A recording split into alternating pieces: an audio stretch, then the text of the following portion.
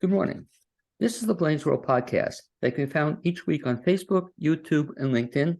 You can also find us on Spotify or Apple Podcasts, and you can get more information and listen to previous shows at the website, www.blainesworld.net.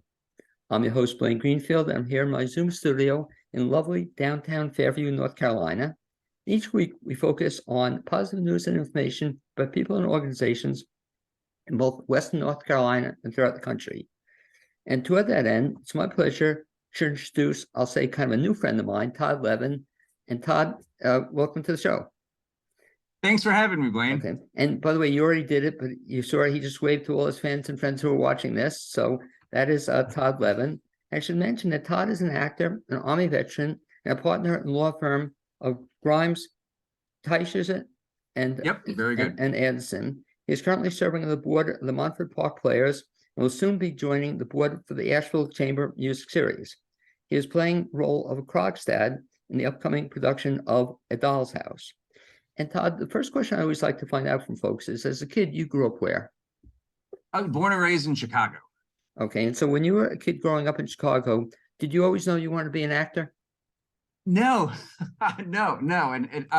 So I was born and raised in the theater. My parents were not actors, but they always took me to the opera a lot, to off-Broadway, to straight plays and musicals and stuff. So music and the theater were always part of my life.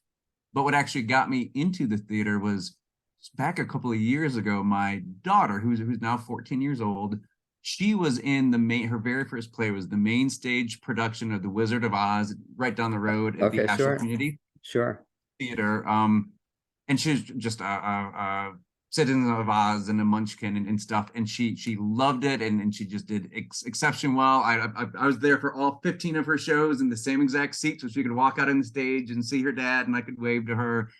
And she loved it. And then she decided that she was not going to audition for another show ever again. And from her 10-year-old logic was she did so well that if she were to audition and not get a role, then she knew that she was just lucky that she got that role. But if she were to never audition, she could tell herself that she finished on top, which is kind of profound for a 10-year-old. So I convinced her to audition again by stating that even though I've never done theater, beforehand, I would go up on stage with her, hand in hand, like daddy-daughter team, and we would co-audition for all the shows going forward.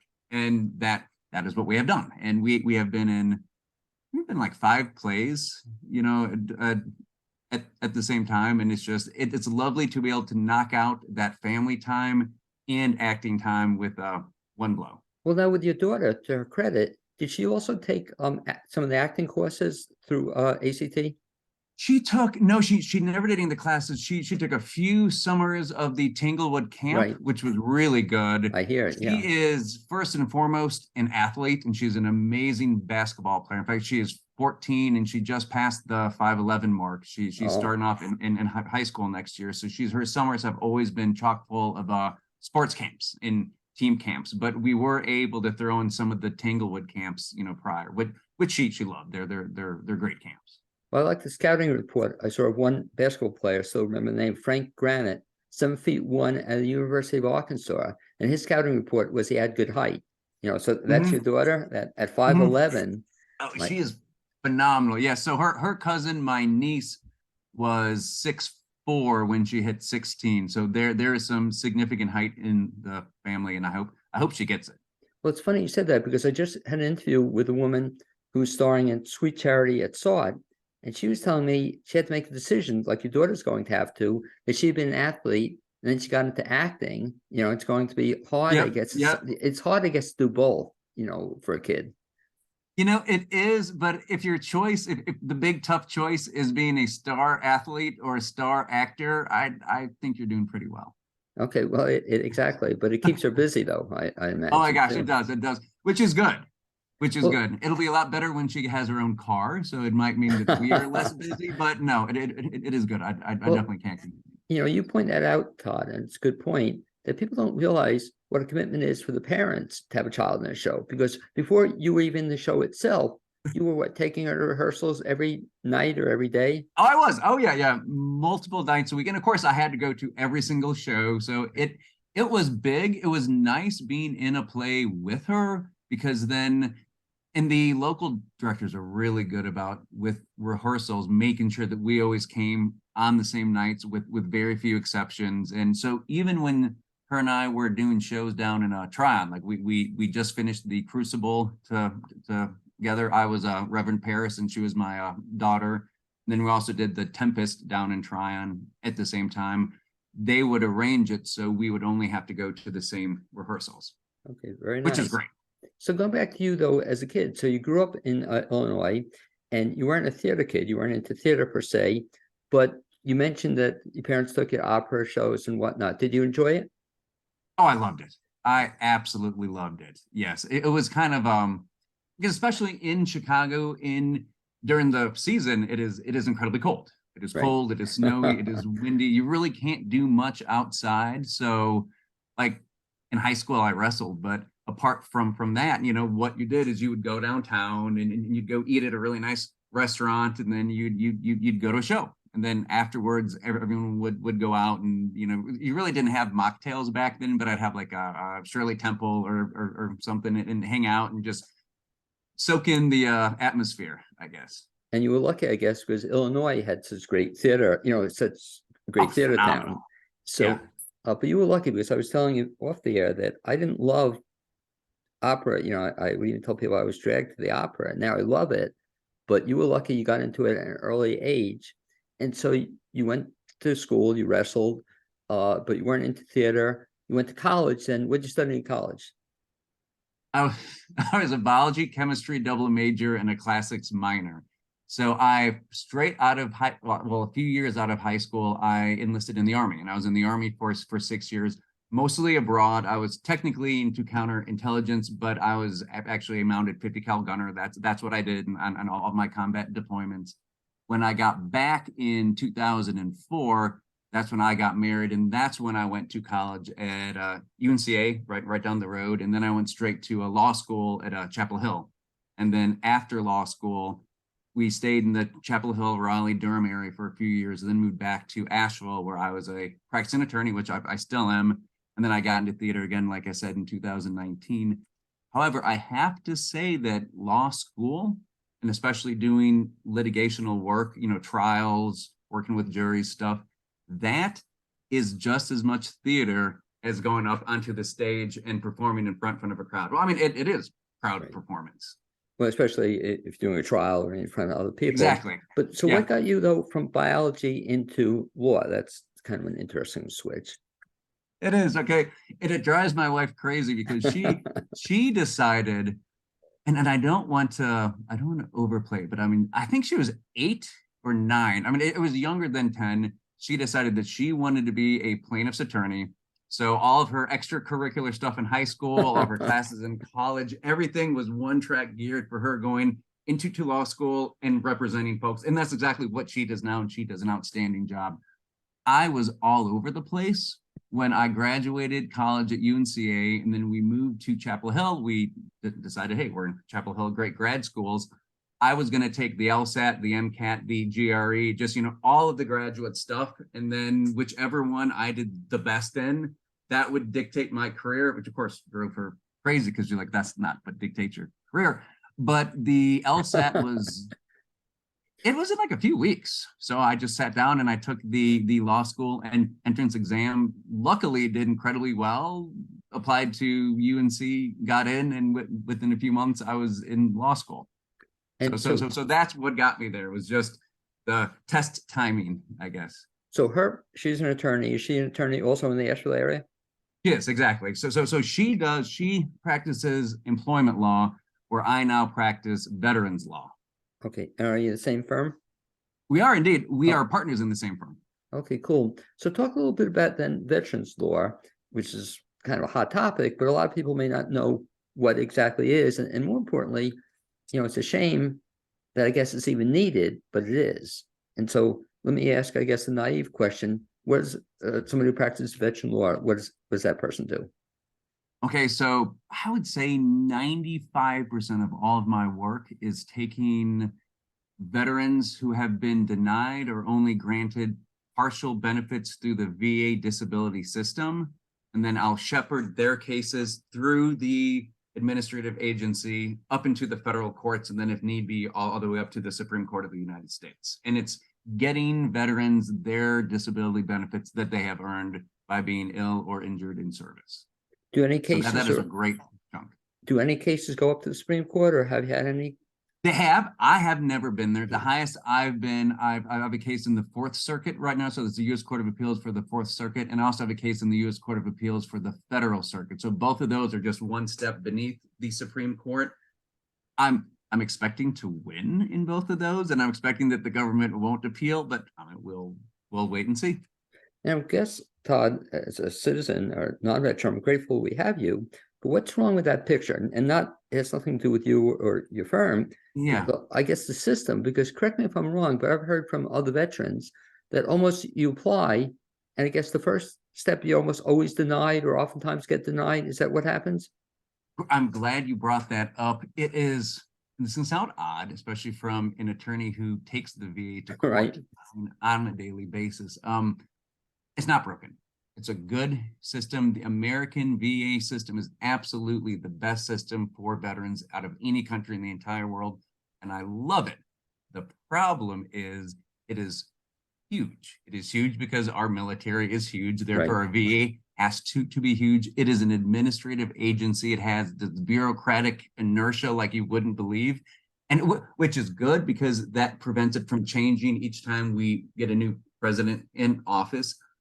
But because it's an administrative agency, it is just as important to know what to say and when to say it, and to know kind of the secret rules of the game as it is to actually have a claim with merit. So when I first filed my disability claims, when I got back from the war in Iraq, I'd constantly lose, and it would drive me crazy. The VA would say, you need to show us this, and I'd show them that, and I'd get denied. I'm like, what the heck is going on? And it wasn't until I was in administrative law class in law school that it clicked. And I'm like, of course, because I didn't say this. Oh, I forgot to file this. So it's knowing the rules of the game helps a ton. So it's not a broken system. And the vast majority of veterans get their benefits. The problem is that if you have 300,000 vets applying for benefits, and 5,000 are denied, that's not bad. But especially for me, I only really deal with the ones who get denied. It's easy to say, oh, this system is terrible. I've had 5,000 people call me. Or you always hear about, the ones that get denied. So I think all in all, the VA is good. I have a special place for the VA in my heart, but things fall through the crack all the time. But the government knows that things fall through the cracks, which is why they have a really good, robust appellate system. And that's why I have a job. What percentage of cases, ballpark, get denied? Do you know that? Is there a percentage? Oh gosh, no, of all of them, no. If I were to guess, I would say a quarter get out and out. A quarter of the ones with merit get denied, just out and out denied. I would say 90% of all cases filed don't get the amount of benefits that they actually should. And that's not because anyone at the VA is anti-veteran. It's because they go by what, Jim, who has the corner office, says, like Jim's worked for 20 years, and Jim says, this is what I'm supposed to do. So I'm going to do what Jim says, but Jim is not the law. Or it's like, when people go to the doctor, the internet says it. So, that makes it exactly. So, but what's sad in a way, what you're saying, but I think you're giving good advice to folks that if you get denied or denied full benefits or partial benefits, that's not to say you shouldn't check it out with somebody else, though, because I guess the sad thing is that some people get denied and they never bother fighting the system or challenging it. Oh, a lot of people do. And there's always, when in the Army, we used to call them barracks lawyers. In a prison, they call them a jailhouse lawyer. Right. There's always rumors like, if you get, say, 30% disability, don't appeal, because the government can take that away. You take what you get, and then you soldier on, you suck it up, and you drive on. And veterans, by their very nature, they don't complain a lot. They take on a heavy burden, and they just drive on. So by nature, they're not going to complain or appeal. But especially when there's rumors going on saying, if you rock the boat, you could lose everything. I mean, that definitely hurts. So yes, most people don't appeal. but I would say most cases have some appealable element in it. By the way, is that true that if you appeal, can you lose what you've gotten? I'm going to say no. For the most part, Technically, yeah, yes, but that's only if what you gotten you did not deserve in the first place. right. But that's probably on the minority end that Oh my gosh, happens. I have never seen it happen. I've seen the VA come back after a couple of years and have told some of my clients, you know, it looks like your migraines have improved. It looks like your knee has improved, and they give ample notice and plenty of opportunity for us to then respond saying, well, you know, funny you should say that. Not only has it not improved, but it's gotten worse. And here's the evidence. And then the VA says, okay, you're right. And then they don't reduce. So let me ask you then, for the benefit of anybody listening who's a veteran, or I guess a veteran who's been denied a claim, is that who would be interested in working with you? So let's talk about those folks. So if somebody is a veteran and they get the claims with no problems, that's great. But if they get denied the claims or don't get denied a full portion of the claim, next step would be to contact you or your firm, or what happens to that person? Okay, so just in general, even if a veteran feels that he or she has gotten his or her just desserts, they should look at the opinion, look at the decision, make sure that everything seems perfect. And if not, you can go down to your local county veteran service officer, have him or her check over your decision. It'll be free. If for some reason you think that you would like to do an appeal, which I highly recommend doing appeals, you can reach out to my law firm, which you can just Google Grimes and Teisch. It is Grimes, Teisch, and Anderson. My client base, because it's Zoom based. It is I have clients in Guam, in Germany, in California, so it's all over the world, because it's federal law. So technically, I practice in Washington D.C., but I just happen to live here in Asheville. But even if not reaching out to me, I mean, there are other great law firms that do this.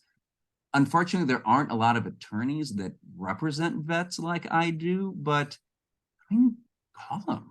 I've never in my life charged for a consult. Like if someone wants to call me on the phone, I'm not going to charge them for it, because I'm a fellow veteran and I'm not a jerk, you know? Well, no, it's kind of cool, because I guess, are you kind of the exception, or people do veterans law? Are all of them veterans, or some of them, or what? Okay, well, the fact is that people who do veterans law is a very, very, very small niche, because you are not going to make $1 billion doing veterans law. And a lot of people who go to law school, I'm not downplaying any of my brethren of the bar, but it's not a very popular market to get into. And really, the people who would are people who have a strong devotion to helping vets, which are mostly fellow vets like myself. You don't have to be a vet. It's the same way, like you can be a really good personal injury attorney and have never been in a car wreck. Right, good point. Yeah. Right. It helps, because when you're in front of a judge and the judge is like, I don't understand. If your client was so sick in service, how come he never went to sick call? Me saying, well, when I was a veteran, you didn't do that, you know, because you're in combat. I mean, so, you know, it helps to kind of know the inner rules and workings of the military. It's not necessary, and it can be learned or trained. And since we're mentioning, though, your firm and contacting you, if you would, if somebody wants to reach you specifically, they can go to the website, or if you can give the website and more specifically the phone number, that'd be great. So so the website is www.grimesandteisch.com. That is GRIMESANDTEICH, grimesandteisch.com. The phone number is 828-251-0800. That's 828-251-0800. Okay, and again, I appreciate the offer. You have to contact Todd, but he's a good guy, and I think you enjoy speaking with him. And so Todd very graciously said, but seriously, if any vets want to speak to another vet, which I think is kind of cool, they could ask to speak to you, and at least get an initial consultation.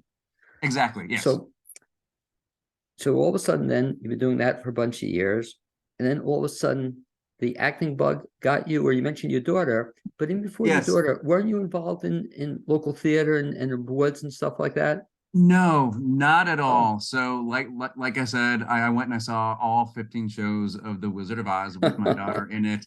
And then the very next show at ACT was Miracle on 34th Street. So okay. I convinced her to go and audition with me. We both got roles, which was great. And so we went on to rehearsing with the very next show.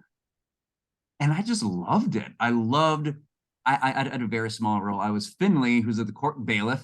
You know, and how do I say, "Oh, Todd, rise, Your Honor"? I mean, Todd, so that was just great. Todd Kessing. Yeah, a little Yeah, bit. no, it is so. Yeah, he was good. Like, "Oh, Todd," and I'd be like, "Well, in real court, you wouldn't really look like this, Your Honor. You need to turn around." But and anyway, so I stood right behind the curtain. So right when the curtain would open up, it was me. And then I started to kind of walk around and do things.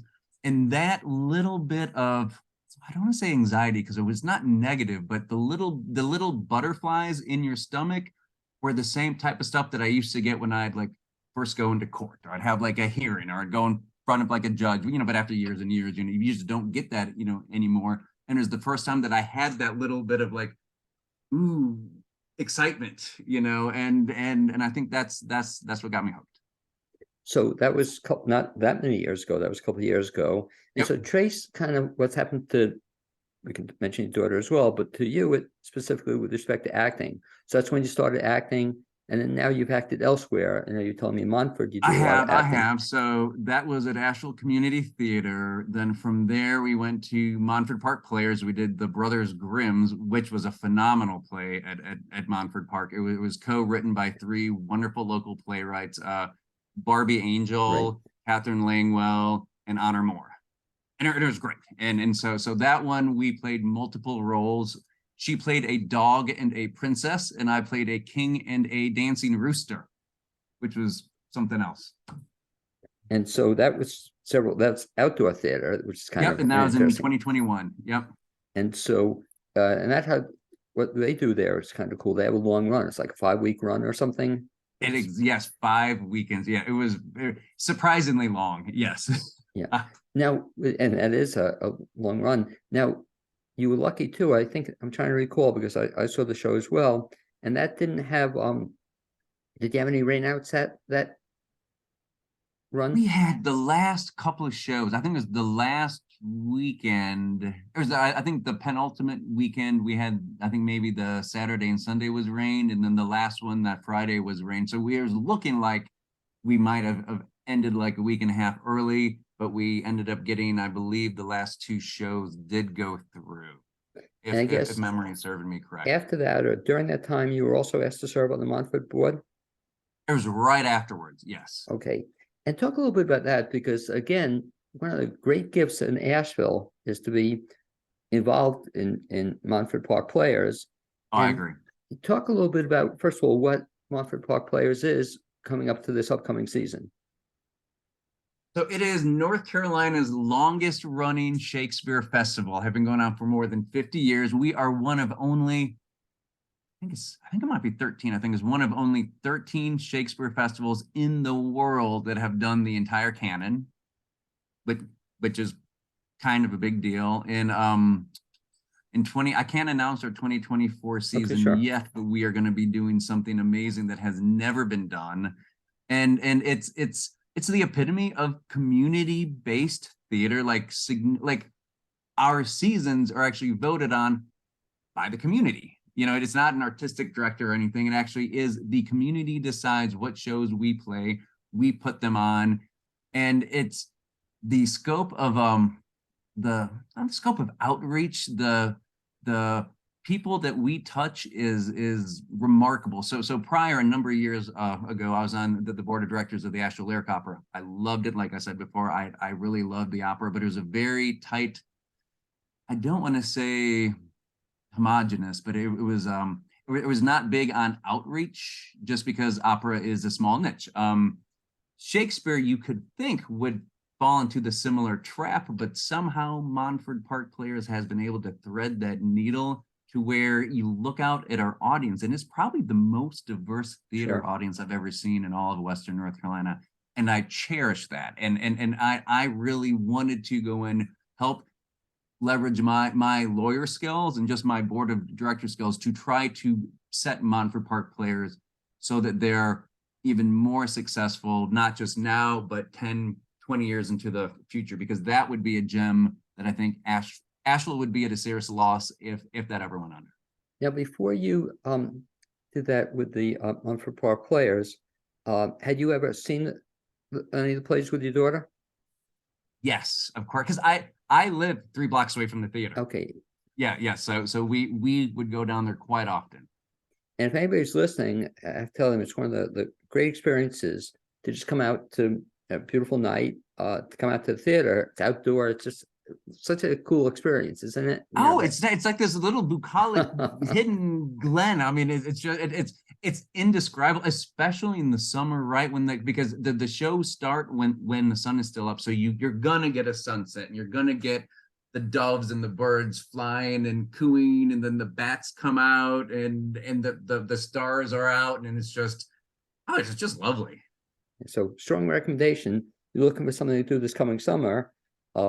Get out to Montfort Park Players, and you should also talk a little bit, if you would, Todd, about the fact that you can't beat the price. Is that correct? Oh, it's free. and that's another thing. Like, what theater is free? And the whole point why we're free is because people who don't have the means to buy a ticket should not be deprived of really good live theater. I mean, we really view theater as almost like a human right. And there should be no reason why anyone has ever turned away from Shakespeare or any other good theater. And the cool thing about the theater is, and a lot of people do this, you can go more than once. You know, I can't believe that people come, repeatedly, nice and night. You can bring a picnic. You can bring a bottle of wine, you can bring soda, you can bring water, you can bring a picnic, you can sit there in the grass and you can eat and have fun and watch free live theater. And then we should mention they also have ice cream, and our good friend we saw last night does concessions. Yes. Names escaping me. David Rochar, a legend in Asheville, both in acting and the fact that he pretty much, him at the beer cart is the face of Montfort Park Players. Just great. So you'll have a good time. So after then the Grimm's Tales I saw last, whenever you had, where was that, a couple of years ago now already? Oh, it was in 2021, yes. Incredible. It seems like it was yesterday. So then we had the pandemic. Were you acting or doing anything in between? We did, so we were definitely off in 2020, and then so we did a little bit of theater in 2019, took 2020 off, started to come back, and so Grimm's was our first show. I don't want to say after the pandemic, because we still have COVID, but after Grimm's we went down to a Tryon, and we're both in the Tempest, and that was phenomenal. So that was our first joint Shakespeare run that we were in, and then after the Tempest, we came back up to here and did the Shakespeare's As You Like It together, and that was phenomenal. That was directed by Mandy Bean, who's a phenomenal director and great actor too. And then we went back to Tryon, did The Crucible just this past November, and now we're in, or now I'm in A Doll's House. She is not, because this is definitely, it's an adult show. It's a heartbreaking show. It's really good, small cast. So this is a solo show, just me without her. No, and I've done one other solo show right after Miracle on 34th Street. I was Mr. March in Little Women, which was a lot of fun. Where was that? At Asheville Community Theater. Okay. Yeah. Now, will you, the Doll's House, will you take your daughter to it? Will she see it? She is going to see it. Yeah. So it is playing, and it's neat. So they are kind of pinking down the road. It's going to be 3 days in Saluda at the Orchard Inn. So it's a huge, beautiful lobby, and we will be set up because the whole show takes place in the Helmer's living room. So it's perfect for a bed and breakfast. And that's going to be the 21st, 22nd, and 23rd of this month. So Tuesday, Wednesday, this coming Tuesday, Wednesday, Thursday in Saluda at the Orchard Inn. And then we have off the 24th, which is Friday night. And then we go back live the 25th and 26th, right up the road in Attic Salt. So my wife and daughter are going to see it on that Saturday night, the 25th. Now that's one of the first times I think I've seen locally a split run like this. It's kind of cool that has the Saluda. Oh, it is. I'm not familiar with it. Have they done any of the shows at that facility? They have done. So Michelle Newman, who is one of the founders of Shakespeare and Friends, that's the company that's putting on A Doll's House. she has done another show there, and she is actually playing Nora Helmer in this run, but she has done prior shows in this bed and breakfast beforehand. And this is kind of it's a trial run for taking it on the road, because I think, and I don't know if I'm allowed to talk about this yet or not, but I think we might be doing an actual touring show in 2025, going from like Greenville to Asheville to Charlotte and Winston, something like that. And so I think this is going to be a little bit of a trial run for that. Very exciting. And also what's cool about it is that Tryon area, Saluda area might be a little bit far for some people. So this way they can reach like 2 markets, you know, to people want to see Exactly. it. Exactly. Now, what's also nice about doing it at bed and breakfast is you can go see the show and you can stay at the bed and breakfast. Okay. We'll which is nice. We'll encourage people to do that. And so for the benefit of the folks who don't know A Doll's House, Yeah. talk a little bit about that. And if I can put you on the spot, maybe give sort of the Reader's Digest version. I'll give you like about 20 minutes to give the Reader's Digest. No, it's not 20 minutes to do the Reader's Digest version of the show, but give kind of a brief summary of what the show is about. Okay, so I don't want to give any spoilers because there are a ton of twists and really the whole, so it was written and takes place in 1879 in Norway. It was shocking. It was a scandalous play. It is still credited as the very first feminist play and one of the very first dramas. It was awesome. Oh, one of the very first modern dramas, sorry, written by Henrik Ibsen. It is about a couple, Mr. and Mrs. Helmer, played respectively by Michelle Newman and Anthony Abrera. And it is in their house. They have been wed for about 9 years, seemingly an idyllic couple. But as the play starts to go on, their secrets and lies start to unravel. And it just, for lack of a better word, it just becomes a train wreck. It becomes an absolute train wreck. There are funny moments. There are moments of just pure bliss. There are probably some of the most romantic scenes where even when I'm not on the stage, when I'm sitting and watching my fellow actors act, especially Aaron Nabarra, who is, you know, a very popular Asheville actor, he plays the role of Dr. Jens Rank. And he has a scene that, I mean, it makes me cry. It absolutely melts my heart. And it's just, it's that the combination of just such sorrow and such despair and such love and romance and just then lie after lie after lie. And then at the end, everyone's just kind of left speechless. So I have to do a shout out. So the cast is, it's the 2 leads are Mr. and Mrs. Helmer. So it's Nora and Torvald Helmer, which is Michelle Newman, Anthony Abrera. As I already said, Aaron Navarra is playing Dr. Jens Rank, the incredibly captivating Sonia D'Andrea, who's also a Montford Park regular and has been in a lot of shows in kind of around the area. I think she's been in Magnetic Salt and at the Attic Theater. A lot of stuff, yeah. As well. She is Christine Lind. I am playing Krogstad. Then Molly Turner is playing Anna. And we have 2 young boys who are adorable. Badger Burrell and Evan Baird are playing Ivar and Johnny. Now, had you been familiar with the show before you did it? I read it a long time ago and I didn't get it because, like Shakespeare, it's one of those things that you really have to see. I didn't realize how good it was until we did our first read through. And I remember I came home and I sat down with my wife and daughter and I'm like, this is going to absolutely crush me. I'm like, this is good. It's a good show, but I'm going to have to take some time off afterwards just for like mental health. Talk about the process of being an actor, coming into the profession a little bit later than some other folks.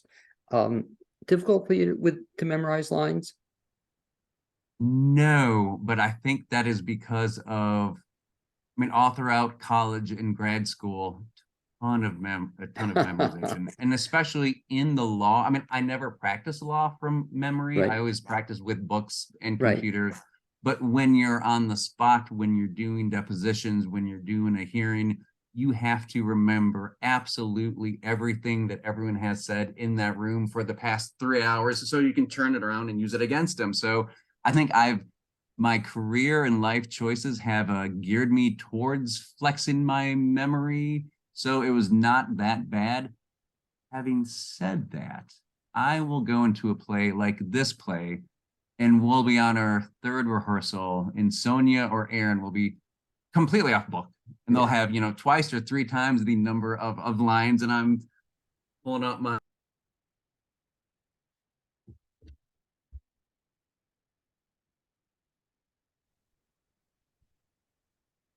And we're talking again on the Blainesworld podcast show with Todd Levin, a local actor. And we're talking a little bit about his upcoming play, going to be A Doll's House.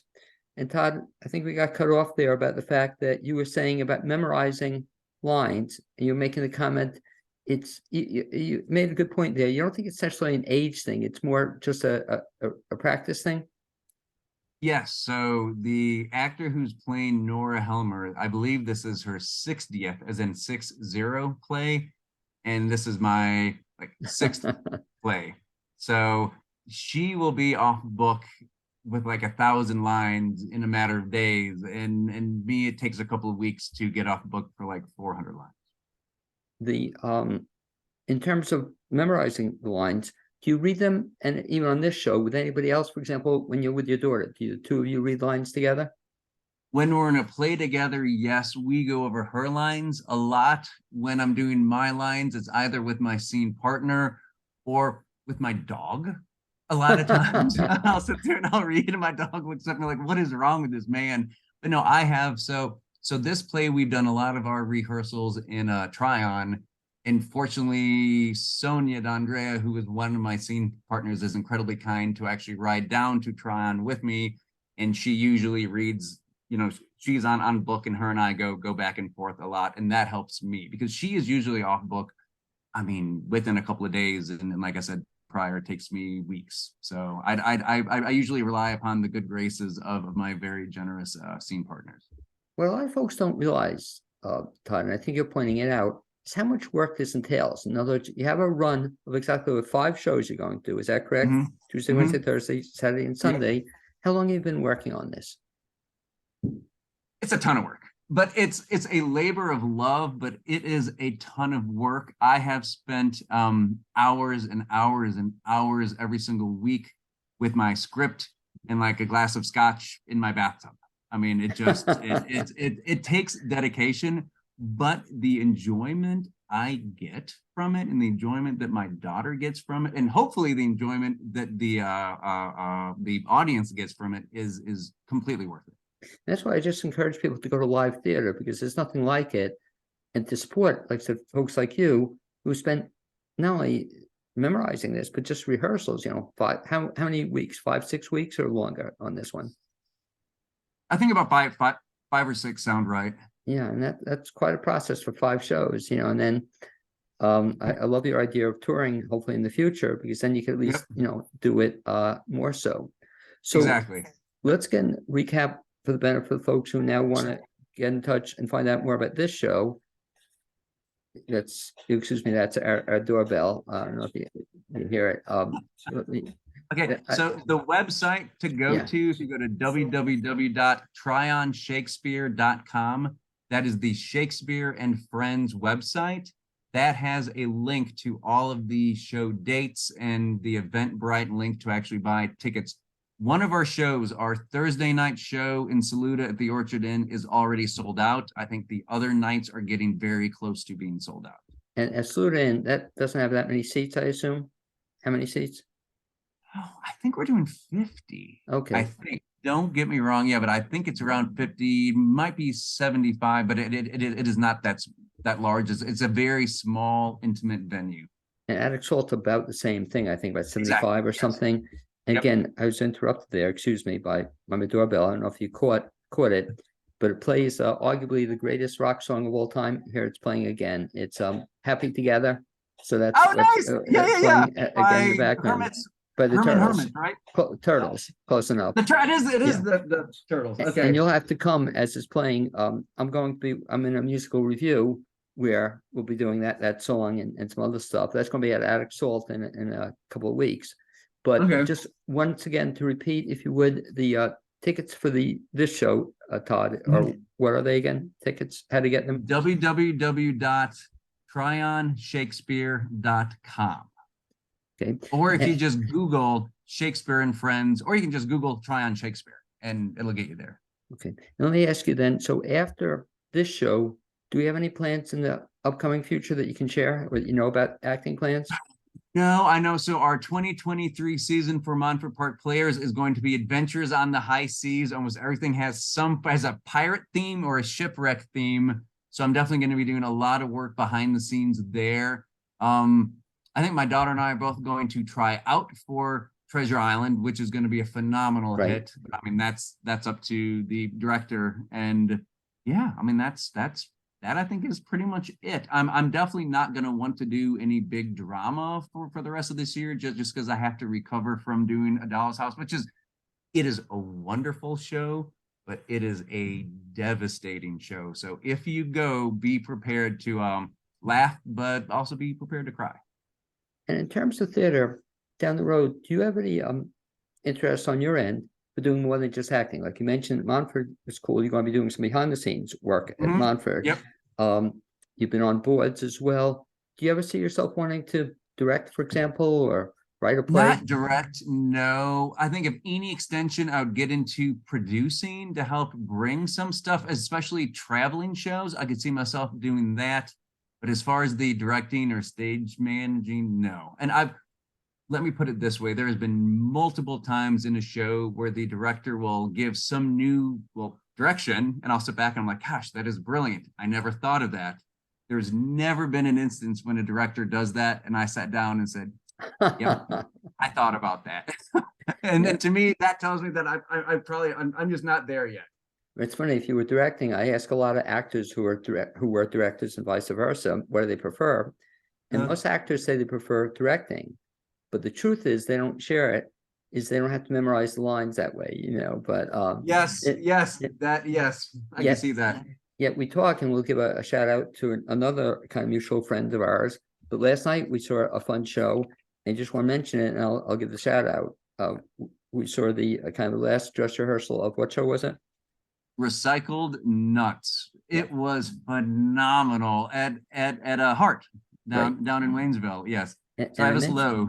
Yeah, and I mentioned that for Travis because, and it'll be, by the way, you want to have fun, show something different, come see Recycled Nuts, then come to Doll's House, you know, kind of a little bit of completely different. Absolute night and day.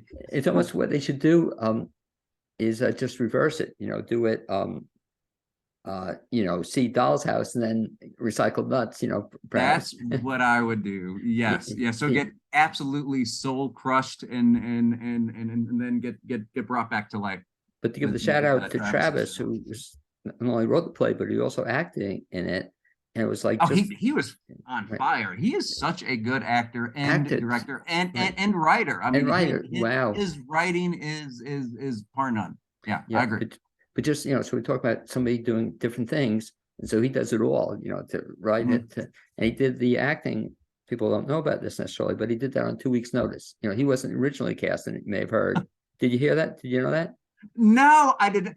I mean, you can't tell it at all, of course, but that's because it is him. It doesn't surprise me. Yeah. There are some people in Asheville that can pull that off. He is one of them who could a day prior grab the script, okay, and then that's jump what on happened. Stage. He had somebody else in the cast, and she had to get out of it, and I couldn't see anybody be better in that show. So that's a fun show to see in conjunction with Doll's House.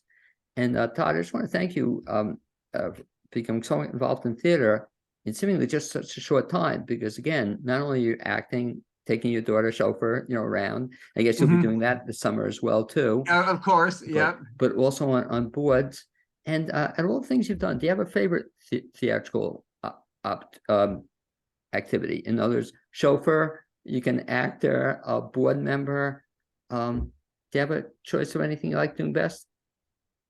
No, and I hate to say no, but to me, it's like asking what's my favorite type of food to eat. Okay. And it's like, well, is it Tuesday? Is it Wednesday? Is it Thursday? It's all food. I mean, you know, all theater. And I think, and I think you need that balance. I think you can't just put all of your eggs in one, or even like one genre of a basket. So I think my favorite is the fact that I have the ability to do broad spectrum and to go see broad spectrum, and to just living here in Western North Carolina, specifically in the Asheville area, we punch so high above our weight that we have such amazing talent that we're lucky that we can see this range.